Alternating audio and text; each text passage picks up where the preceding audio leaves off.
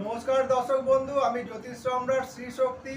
আজকে আমি মিথুন রাশি জুলাই মাস 2024 সাল কীরকম যাবে সেই বিষয় নিয়ে আমি সংক্ষিপ্ত কিছু আলোচনা করব।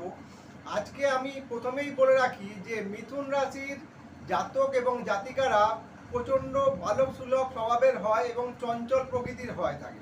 এরা কিন্তু দ্বিধাদ্বন্দ্বের মধ্যে ভোগার, এদের স্বভাবটা সব কিছুতেই একটা দ্বিধাদ্বন্দ্বের মধ্যে ভোগার একটা প্রবণতা থাকে।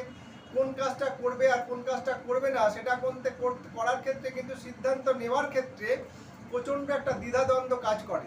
কিন্তু এরা তীক্ষ্ণ বুদ্ধি সম্পন্ন হয় এবং এরা যদি ঠিক মন লাগিয়ে এবং তীক্ষ্ণ বুদ্ধি দিয়ে যদি কোনো কাজ করে তাহলে সেই কাজে কিন্তু তারা সাফল্য লাভ করতে সক্ষম হয়।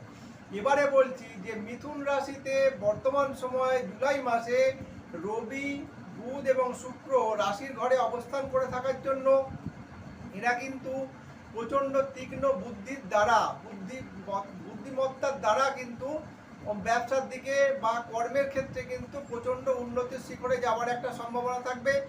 এবং যেহেতু আপনার এই রাশির চতুর্থভাবে বৃহস্পতির দৃষ্টি রয়েছে, বৃহস্পতি রাশির দ্বাদশে বৃহস্পতি থেকে মানে বিদ্যার কারক বুধটা রাশিতে থেকে এবং বিদ্যার ভাবে চতুর্থভাবে যেহেতু বৃহস্পতির দৃষ্টি রয়েছে, তাই যারা পড়াশোনার সঙ্গে যুক্ত আছে তারা কিন্তু প্রচণ্ড ভালো ফল লাভ করতে সক্ষম হবে।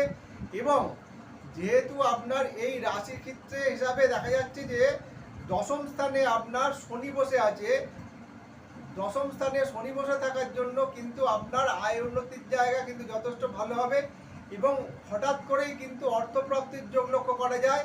আপনারা পরিশ্রম যদি ঠিক মতন করতে পারেন তাহলে কিন্তু আয়ের জায়গা যথেষ্ট ভালো। কাজেই মিথুন রাশির সার্বিক বিচারে খুবই ভালো, কিন্তু আপনাকে একটু খেয়াল রাখতে হবে। ছোটোখাটো রক্তপাত দুর্ঘটনার যোগ আছে, সেটা আপনাকে সচেতন হতে হবে কিছুটা। তাও আপনার মাসের অর্ধেক মানে 15 দিন, মাস শুরু হওয়ার 15 দিন পর্যন্ত আপনি একটু সচেতন থাকবেন, তারপরে কিন্তু আপনার পক্ষে যথেষ্ট ভালো। নমস্কার।